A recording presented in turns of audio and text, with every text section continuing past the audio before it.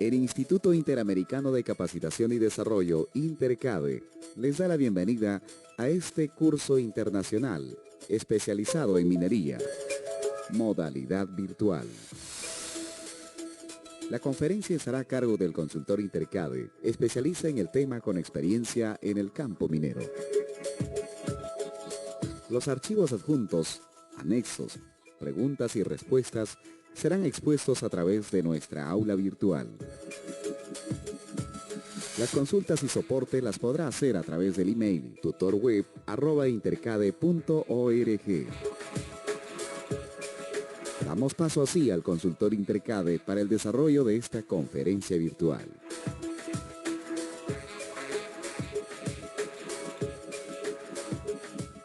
Todo el desarrollo del curso, ustedes lo van a notar desde el primer momento, ha sido con un enfoque realmente práctico.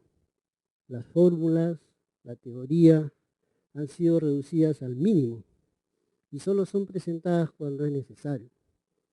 Todos los ejemplos, incluso los de la parte práctica, son casos reales que yo he modificado para proteger la confidencialidad y los he adaptado con fines didácticos. Sin embargo, todos ellos son recogidos de mi experiencia en casos que me ha permitido mi ejercicio profesional enfrentar. Tenemos a la vista el contenido general de este módulo 1. Tenemos que comenzar con revisar lo que es la caracterización estadística, porque ahí es donde comienza cualquier aplicación. Hemos escogido algunos tópicos que son críticos, como es el caso de las distribuciones log normales, que generalmente tienen o presentan el llamado efecto proporcional. Se van a sorprender ustedes la frecuencia con que nos enfrentamos a este tipo de distribuciones y merecen un tratamiento distinto, es lo que vamos a explicar. También es interesante averiguar si hay o no correlación entre dos variables y entre todas las variables que manejamos realmente. Una de las formas más prácticas y primarias de realizarlo es el análisis de regresión lineal. Vamos a hacer una explicación especial de este tópico. Pero también es importante saber qué hacemos con los valores altos cuando podemos demostrar que son erráticos. Estamos considerando un capítulo especial para tratar este importante tema. También, a solicitud de muchos de ustedes, estamos incluyendo el ejercicio de secciones longitudinales contorneadas, incluyendo un acápite con cocientes metálicos, porque su aplicación en betas y también, por qué no decirlo, en bancos de cuerpos tridimensionales sigue siendo una opción interesante. Cuando ya tenemos muchas variables y cuando queremos ver cómo se interrelacionan entre ellas, entonces necesitamos ya de lo que se llama análisis multivariable. Lo vamos a explicar usando principalmente datos que hemos tomado de ejercicios de exploración geológica.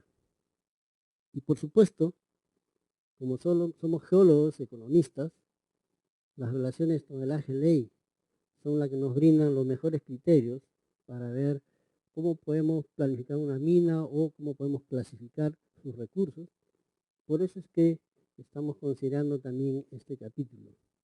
Y finalmente, con una amplitud adecuada, estamos considerando la clasificación de recursos y reservas, pero planteado de la manera más moderna y actual, ya que este es un tema que ha merecido la atención de organismos internacionales.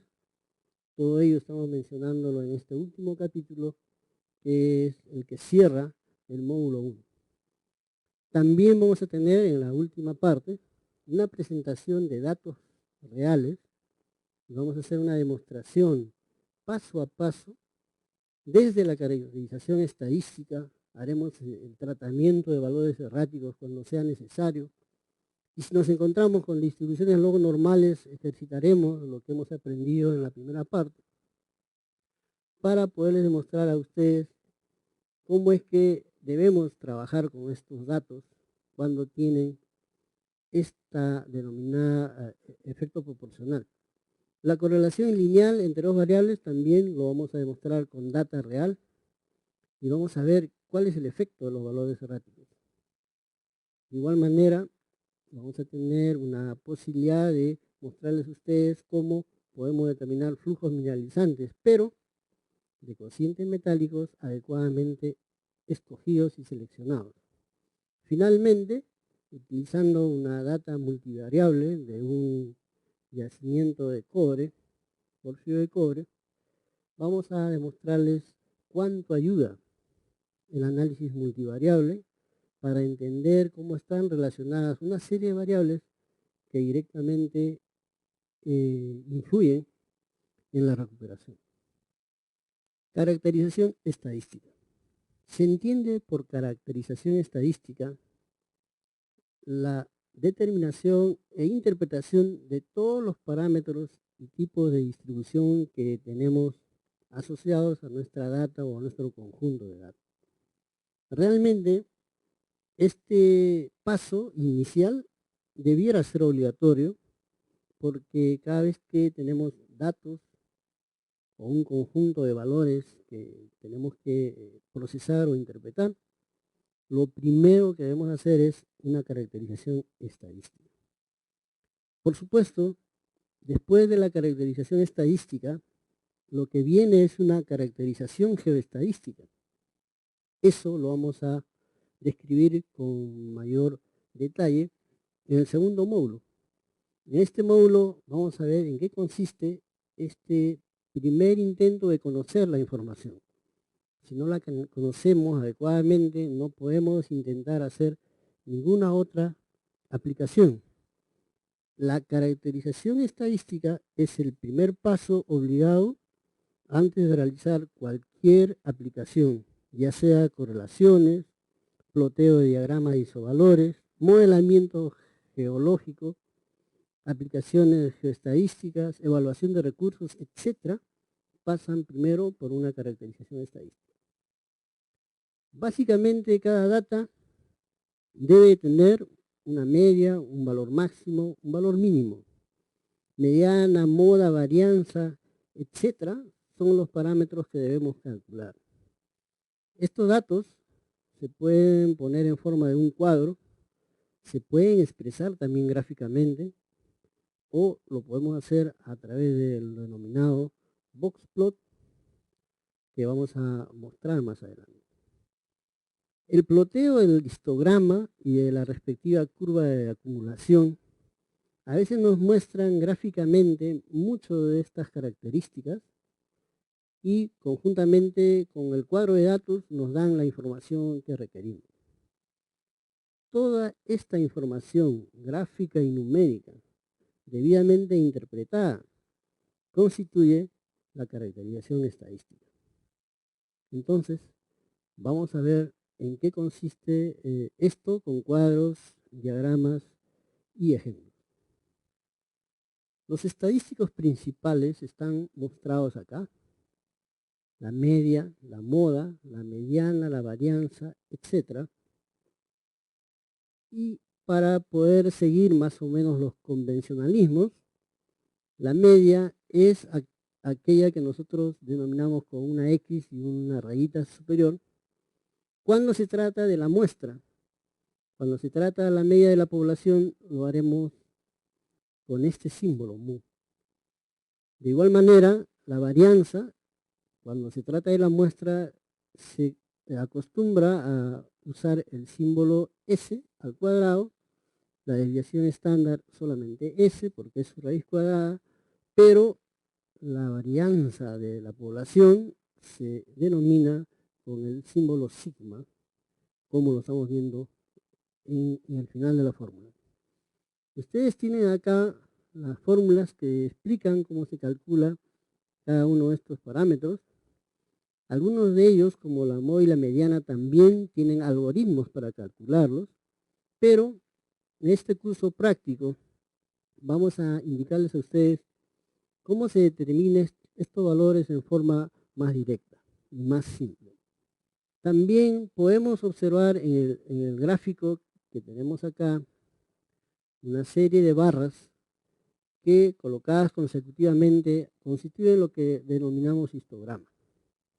Estamos utilizando en este caso una variable que acá está abreviada como MMT, que es una montmorillonita. La montmorillonita es un mineral que pertenece a las arcillas. Este es un ejemplo que yo lo traigo de una faja transportadora de mineral que ya está a nivel de chancado terciario. Ahí hay un muestreador automático que nos saca muestras por guardias y el promedio diario es lo que nosotros analizamos mineralógicamente, porcentualmente, y este es un ejemplo de un histograma de una de las variables más importantes, como son las arcillas. Parte de las arcillas son las arcillas expansivas o esmectitas. Este es un histograma de la montmorillonita, que es una de las más conocidas y más indeseables en un proceso. Ustedes ven que todas estas barras corresponden a los intervalos de clase que se han definido para plotear ese histograma. Cada intervalo de clase tiene una cantidad de valores como si fueran casilleros, y esto nos va dibujando una secuencia que vemos acá como un histograma. Ustedes también pueden ver que esta distribución casi se aproxima a una distribución tipo campana de Gauss o normal. Por ese motivo, los valores como la mediana, la moda y la media casi están coincidiendo. Si fuera una distribución normal sensu stricto, los tres valores que menciono estarían realmente coincidiendo en una sola posición. Esa es la característica gráfica conceptual de una distribución normal. Al costado ustedes pueden ver, al costado derecho, en la esquina superior derecha, el gráfico de acumulación de frecuencias, de la misma variable. Son las mismas arcillas, solo que aquí tenemos los valores de esta montmorillonita en porcentaje, que varían en este rango desde 1,50 hasta 2,50%, pero en la ordenada estamos viendo el porcentaje de la frecuencia acumulada. Este es el gráfico que nos permite a nosotros, por ejemplo, encontrar la mediana en forma muy práctica. Ustedes ven aquí que el valor que corresponde al 50% en la ordenada de acumulación nos va a permitir, interceptando el gráfico, determinar la mediana en forma muy práctica. Este valor está figurando acá también en el cuadro de la derecha, así como los valores de la media o valor medio o promedio, la moda, la desviación estándar, la varianza, que es un término muy importante, que nos da cuenta de cuál es la dispersión de los datos,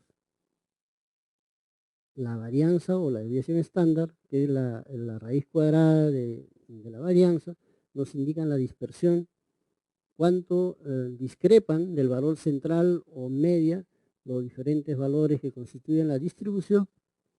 Y también tenemos el sesgo, que nos dice si tenemos muchos más datos concentrados hacia la derecha o a la izquierda. Dependiendo cómo sea la cola, será sesgo positivo o sesgo negativo.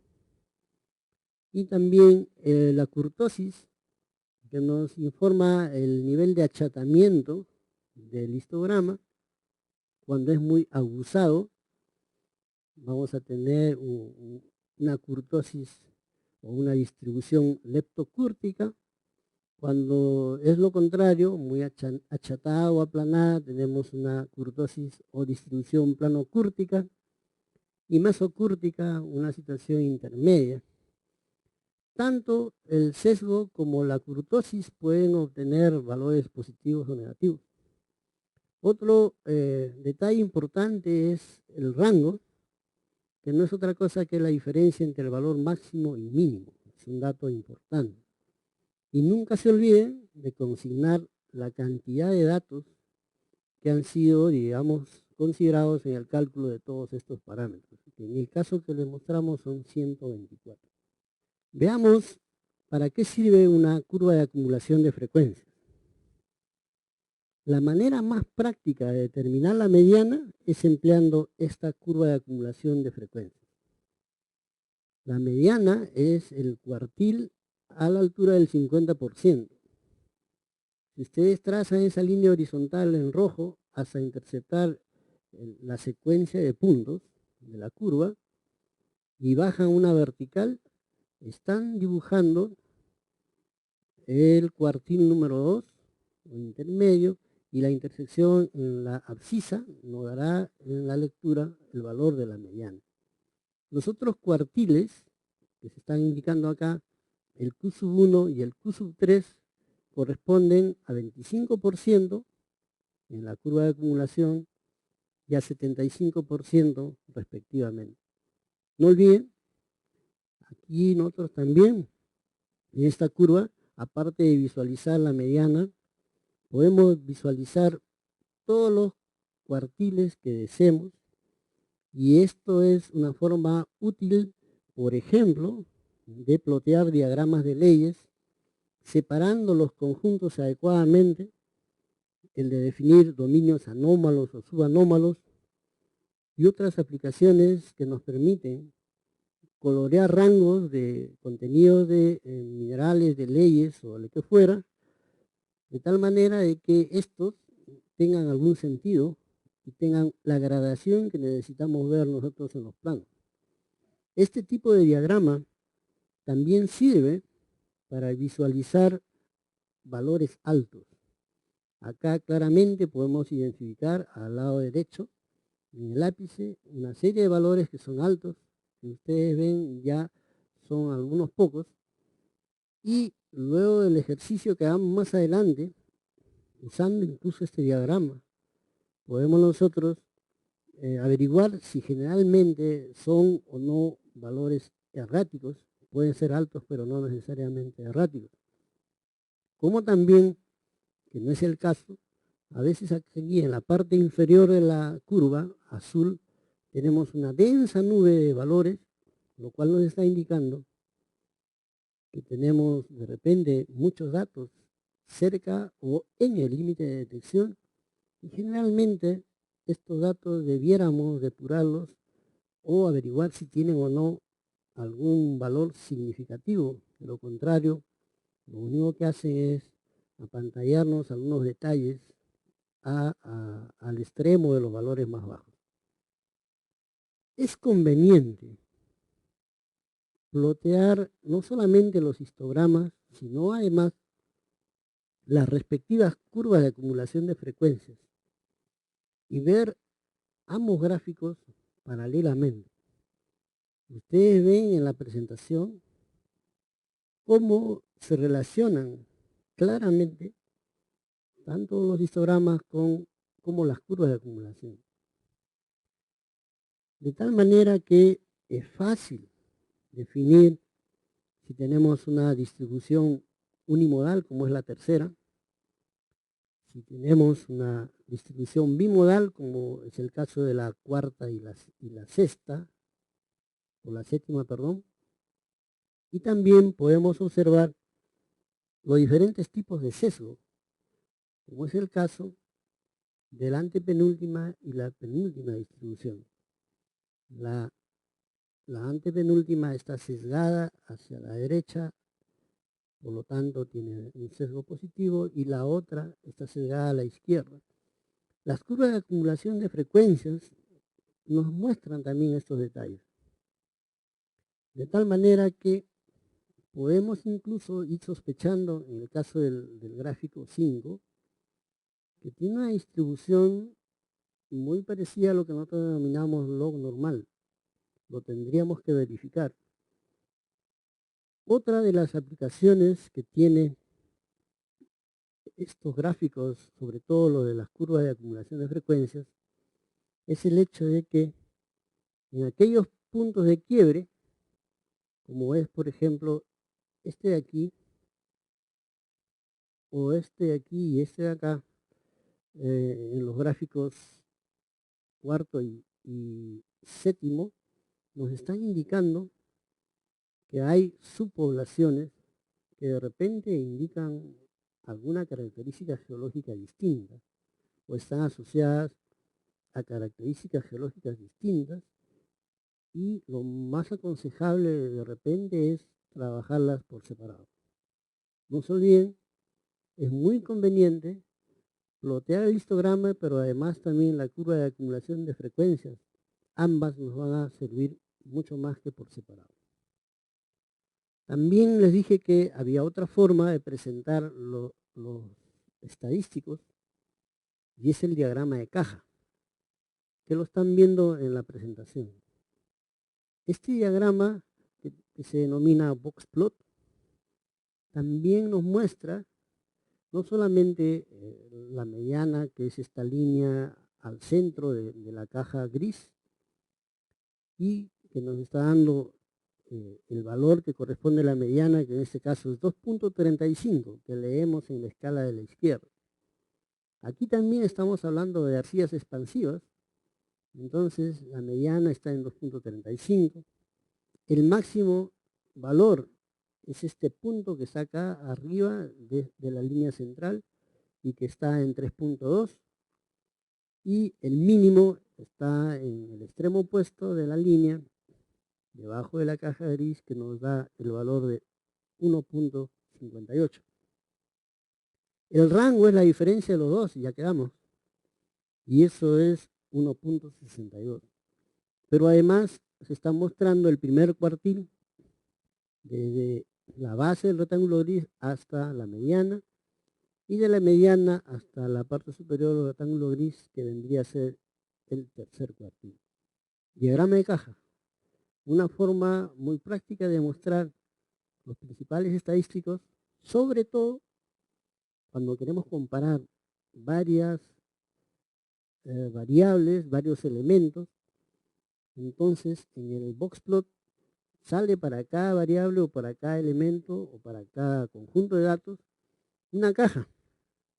Utilizando una misma escala, podemos ver cómo se comparan los estadísticos de diferentes variables. Es muy conveniente presentar todos estos estadísticos de una manera sumaria. Hay softwares que pueden hacer esto. Un ejemplo es el que están viendo, es la ventana de presentación sumaria, los estadísticos que tiene el Minitab. Ustedes pueden ver que no solamente está el histograma, ahí están los diferentes intervalos de clase que forman cada una de las barras, pero además el software también nos plotea una curva en azul. Ustedes están viendo una curva en azul sobreimpuesta al histograma, que es más o menos un intento de ajustar a una distribución normal. Es un ajuste teórico de los datos reales. Visualmente vemos que el ajuste no es bueno. En el ejemplo que estamos mostrando, tenemos 724 datos. N es igual a 724. Acá estamos juntando 3 taladros de perforación que han sido analizados por cobre en ppm. Están mostrándonos también en el cuadro los principales estadísticos. Media está en 44 ppm y algo, la varianza y su raíz cuadrada, sesgo, kurtosis, etc. Pero además, están ustedes observando la caja o box plot donde están los cuartiles, el valor mínimo y los valores máximos, que aquí el software nos lo muestra como asteriscos. Estos son los valores altos que ha determinado el software para nosotros, Los mismos que vemos acá en alguna de estas barritas muy deprimidas, pero presentes en el histograma en la parte superior. Estos valores con asteriscos podrían ser altos erráticos. Por lo pronto sabemos que son valores altos, pero vamos a verificar si son o no erráticos en el capítulo que hemos preparado para tal fin. Otro detalle interesante en este diagrama es que nos está mostrando en la parte inferior un gráfico donde la media no es un valor, como figura en el cuadro. Ahí vemos 44.132, sino nos muestra ese punto como un círculo azul, pero un rango de variación. Lo mismo ocurre para la mediana. La mediana tiene un punto donde se tiene el valor que generalmente sale en los cuadros, pero también nos muestra un rango que va desde un valor mínimo a uno máximo. Esta es una forma muy conveniente de presentar estos valores. Y en este caso lo hemos ploteado para un intervalo de confianza de 95%. Eso lo vamos a explicar inmediatamente. Pero esta modalidad está numéricamente en el recuadro inferior del lado derecho, indicándonos que hay un 95% de confianza de encontrar a la media entre los valores de 40.77 y 47.5, que es mejor que decir que la media es 44.13. De igual manera, la mediana también está consignada entre 29.07 como mínimo y 34 como máximo, con un intervalo de confianza de 95%. Lo mismo se hace para la desviación estándar, que como ustedes saben es la varianza, la raíz cuadrada de la varianza. Mostremos ahora lo que se considera una distribución normal. Yo he escogido acá una data que viene de concentraciones, son concentraciones de cobre en una solución de cosecha, que es un par de lixiviación de cobre donde antes de que ingrese la solución al tratamiento de extracción por solventes y electrodeposición, que finalmente nos entrega cátodos de cobre, esta solución de cosecha que viene de los pads es analizada.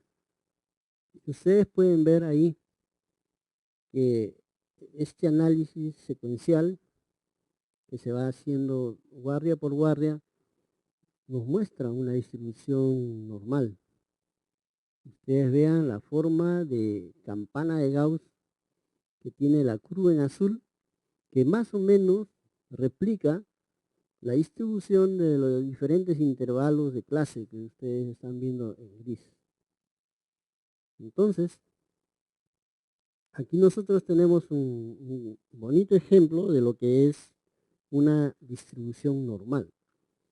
Si bien visualmente podemos pensar o creer que se trata de una distribución normal, es importante verificarlo. El software que estamos usando nos permite realizarlo a través de un algoritmo que denomina Anderson-Darling. Es un test de normalidad que genera dos parámetros. Ustedes los están viendo en el recuadro superior, encima de todos los estadísticos, los cuartiles y también los intervalos de confianza que explicamos en la diapositiva anterior. Concentrémonos en estos dos parámetros que aquí se denominan A-square y P o P-value. Estos dos valores son comparados para definir si la distribución es o no normal. Es un ajuste de los diferentes intervalos de confianza que forman esta gradación de barras a la curva en azul. En esta diapositiva ya se ha colocado un círculo o una señal ovalada en rojo para indicar que estamos utilizando este algoritmo y, como les decía, ahí figura que el valor de P o P minúscula, como estamos denominando en la parte superior derecha, está en 0.60, mientras que el valor de Anderson, que también se denomina como alfa, está en 0.29. Cuando P es mayor que alfa, se considera que estamos frente a una distribución normal. Esta es la forma más práctica, más rápida de definir, y muy efectiva, por cierto, de definir si una distribución tiene o no la característica de normalidad o es una distribución normal. Hay otra forma adicional de conseguir esto, y es utilizando el gráfico o ploteo probabilístico. Noten ustedes que este es un diagrama donde tenemos la concentración de cobre en el lado de las abscisas. Aquí es donde se pone la variable que queremos verificar.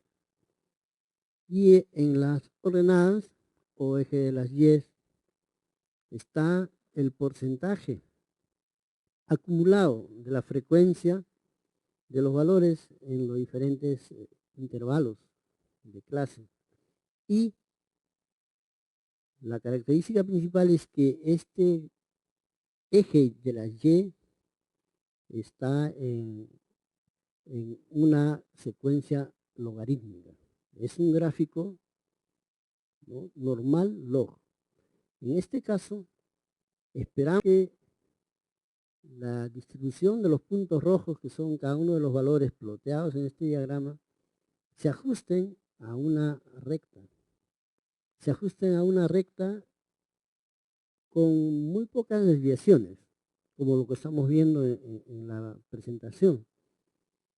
Vemos que los puntos rojos casi coinciden con la línea de ajuste, salvo al inicio y al final, pero aún así, probabilísticamente, visualmente, podemos decir que esta es una distribución normal.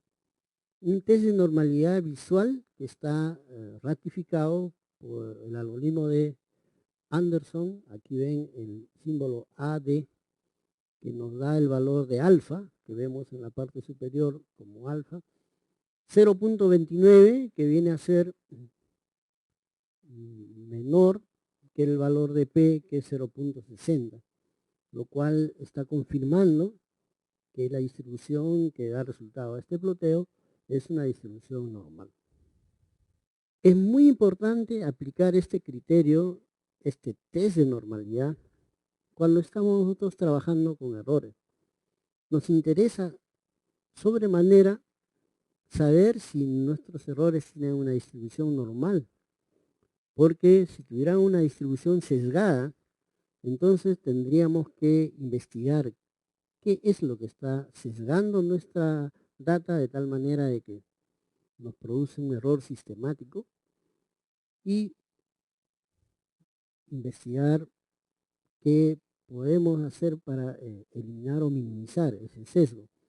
De tal manera de que si tenemos una distribución normal de los errores, significa que no hay tal sesgo.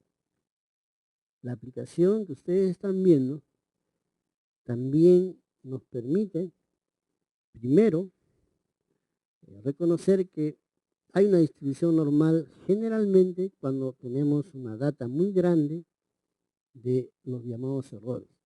Si pudiéramos nosotros comparar los valores reales con los valores estimados y la diferencia entre ambos, plotearlo en un diagrama o una distribución tipo histograma, esta distribución estaría teniendo esta famosa campana de Gauss, o esta forma normal, tal como lo indica y lo predica el denominado teorema del límite central, ¿no? The Central Limit Theorem. Para n grandes, no solamente de errores, sino en general para n grandes, valores de n grandes, cuando tenemos data que es muy grande relativamente grande comparada con la cantidad de datos que manejamos en una población, se entiende que la distribución va a propender a una distribución normal. Lo cual significa, como lo dije al comienzo, que no hay sesgo. Una manera de tratar con esta distribución es el denominado concepto de límite de significación o de confianza. Los rangos que nos podemos plotear son muchos. Aquí estamos indicando en el gráfico de la derecha en la parte superior 3 de los rangos más empleados. Está el rango del 68%, 95% y 99%, que no es otra cosa que dividir el área que queda debajo de este gráfico en segmentos, restándole en cada caso los extremos derecho e izquierdo, teniendo la media como punto central. ¿Qué utilizamos para poder segmentar este gráfico? Las desviaciones estándar, que ustedes ven ahí con una simbología de sigma. Entonces, la línea central, que es la media, puede tener una expectativa o puede tener un intervalo de confianza de 68, lo cual significa toda el área que ustedes ven en color blanco, sin achurado, que es la que se consigue utilizando el valor medio y sumándole una desviación estándar tanto hacia el lado positivo derecho como restándole hacia el lado negativo izquierdo. Si nosotros quisiéramos fijar un intervalo de confianza de 95%, estaríamos ampliando el área bajo la curva de esta distribución de errores hasta donde alcanza el achurado horizontal a ambos lados. Y como verán, es la media más 2 desviaciones estándar o menos 2 desviaciones estándar. Secuencialmente, si queremos ser más exigentes y si necesitamos un intervalo de confianza de 99.7%, el área comprendida debajo de ese gráfico es el que resulta de restar de la media 3 desviaciones estándar o sumarle 3 desviaciones estándar hacia la derecha. De esta manera es como nosotros definimos los diferentes intervalos de confianza. ¿Qué significa esto?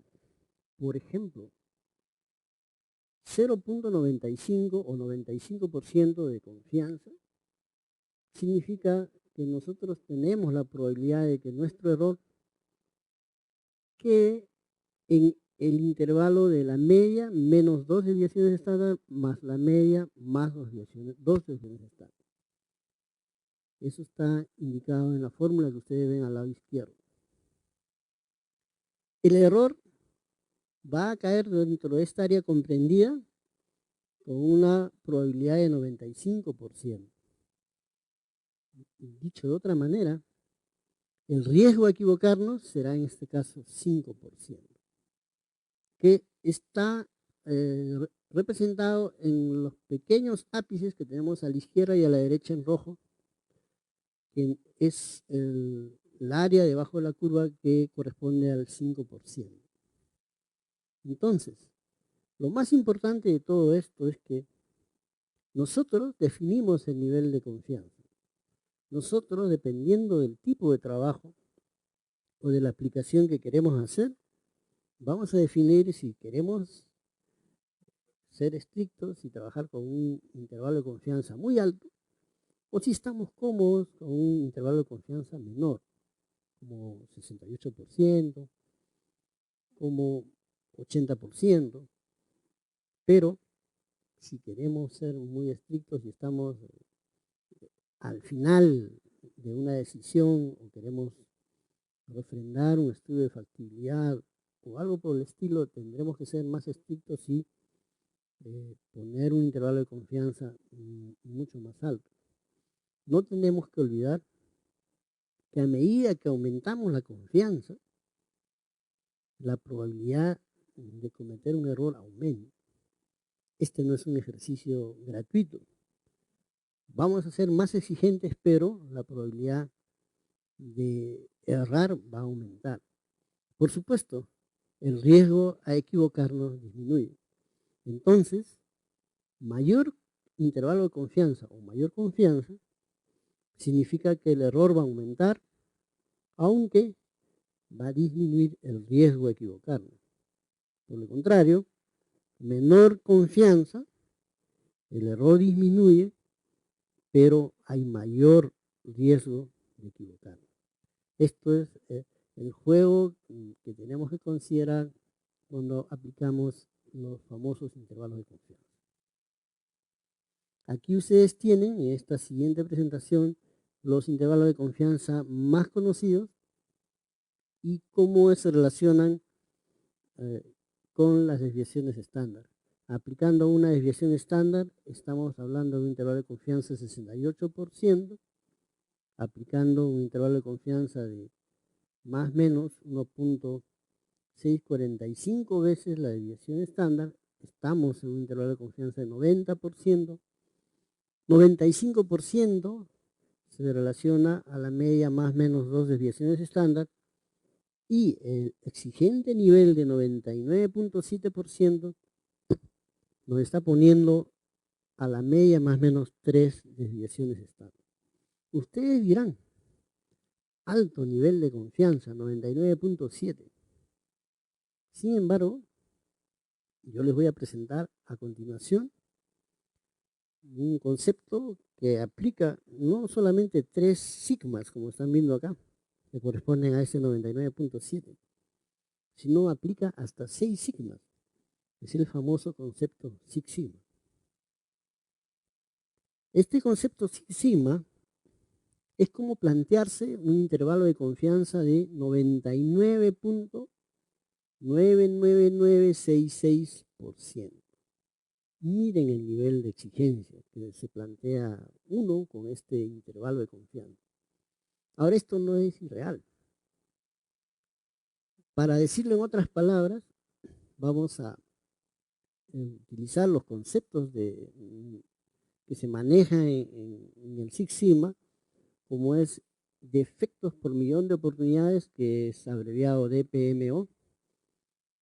Cuando nosotros hablamos de una industria, de un sistema que mide errores o defectos, o de estadísticas que miden los accidentes de vuelos aéreos, etcétera, los accidentes, los defectos, etcétera, se miden por millón de oportunidades.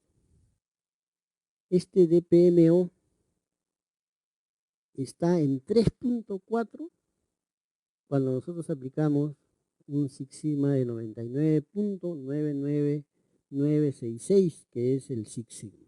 Quiere decir que aspiramos a que 99.999966% de nuestra producción, de nuestros productos o nuestros vuelos aéreos, de nuestras medicinas, estén libres de defectos y solamente haya 3.4 envases, vuelos, paquetes, etcétera, defectos por millón de oportunidades. 3.4 DPMO es el máximo que se permite un sistema regido por el Six Sigma.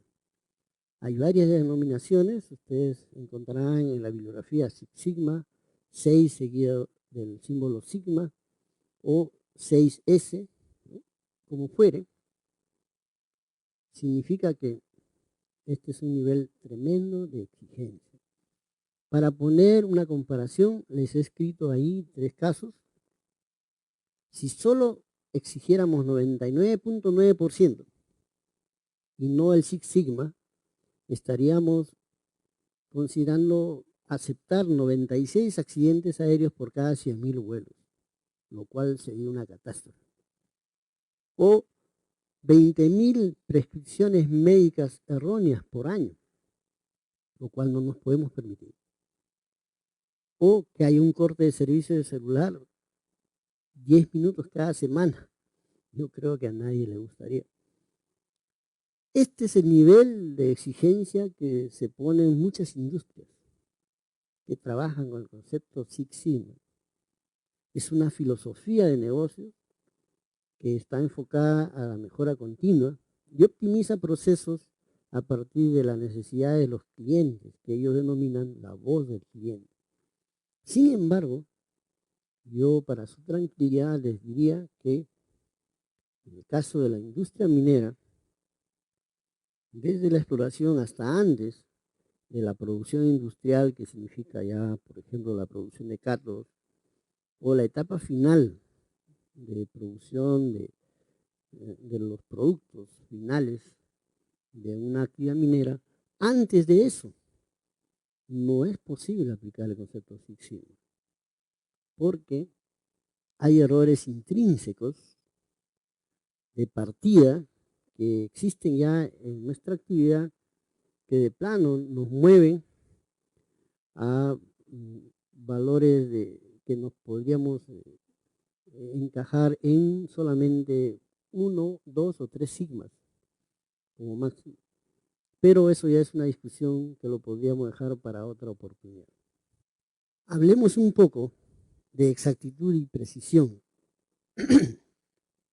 Son dos conceptos asociados, pero que por razones didácticas vamos a mostrarlos en forma independiente. La mejor manera de hacerlo me parece que es considerando esta presentación donde hemos dibujado imágenes de bulls, de tiro. Entonces, un mal o pésimo tirador nos va a poner las balas a veces hasta fuera del bull, como es el caso inferior derecho. No tiene ni precisión ni exactitud. Puede ser que el tirador sea muy bueno, pero que el rifle esté con algún daño en la mira y a pesar de que él tiene muy buena puntería, ese defecto mecánico hace que las balas impacten muy cerca una de otras, pero alejadas del punto central del bull, que es la esperanza o la media de los impactos. Estamos en el caso superior derecho, que es precisión sin exactitud. Puede ocurrir lo contrario, que el equipo esté muy bien, pero que el tirador le falla el pulso y pega una serie de tiros alrededor del punto central, pero dispersos. Este es el caso superior izquierdo, donde tenemos exactitud, pero muy baja precisión. El caso deseado ideal, obviamente, es el de la parte inferior izquierda, donde hay exactitud y precisión. Los tiros van muy cerca al centro y no están muy dispersos. Buen tirador, buen rifle. Entonces, ¿cómo lo traducimos esto a los conceptos que ya manejamos hasta ese momento? Generalmente, la exactitud la podemos asociar a la media insesgada. Nos mide el sesgo. Si es que no tenemos una buena exactitud, ¿no? Como es el caso de los bulls que estamos mostrando en la parte superior derecha, por ejemplo, tenemos un sesgo, una desviación constante. Cuando hay tal sesgo, entonces tenemos baja exactitud. Mientras que la precisión es medida por la varianza. Cuanto más dispersos estén los puntos, e incluso podría darse el caso que salgan fuera del bull y se pierdan en el espacio, entonces tenemos una gran varianza, como es el caso superior izquierdo. La precisión entonces es medida por la varianza. Cuando esta varianza es pequeña, como es el caso superior derecho o inferior izquierdo, entonces decimos hay buena precisión. Media, si es sesgada o insesgada, tiene que ver con la exactitud, varianza, alta o baja, con la precisión. Es todo lo que podemos recordar y con eso es más que suficiente. Otra manera de mostrar lo que les estoy indicando es utilizando los histogramas. Cómo se relaciona una distribución, su sesgo, con la varianza, que es el parámetro que nos mide la dispersión de los datos. Ustedes ven en el caso superior izquierdo una distribución sesgada, porque tenemos una cola hacia la derecha, pero además también una dispersión grande. Del valor mínimo hasta el máximo hay un rango considerable, lo cual se expresará en la varianza. La varianza nos va a salir un valor alto. Caso contrario,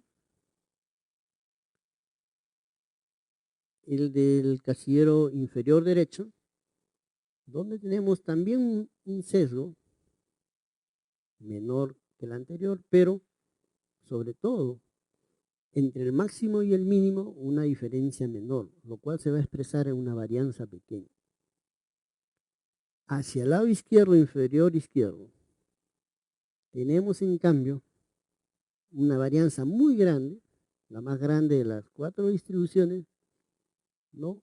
Aunque no vemos sesgo. Ustedes observarán que la distribución es más o menos una campana de Gauss, más o menos.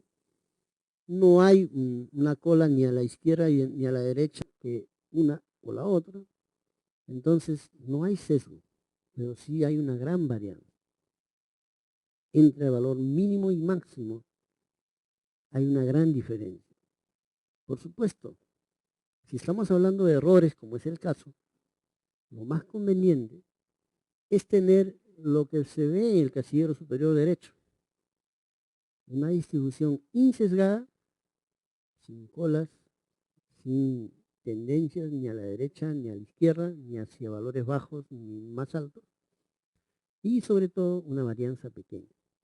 Eso es lo que define una muestra ideal o un muestreo ideal.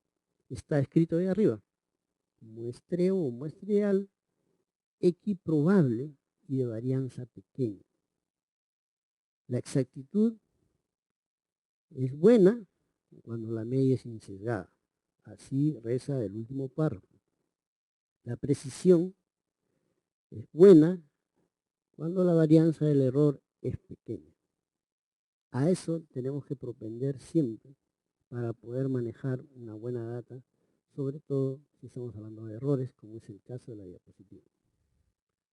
Con esto hemos terminado la presentación bastante práctica y objetiva de todo lo que tendríamos que saber principalmente de lo que es la caracterización estadística. Lo que vamos a ver a continuación ya son explicaciones y temas más directos y específicos, como el que sigue, que es la distribución log normal y el denominado efecto proporcional.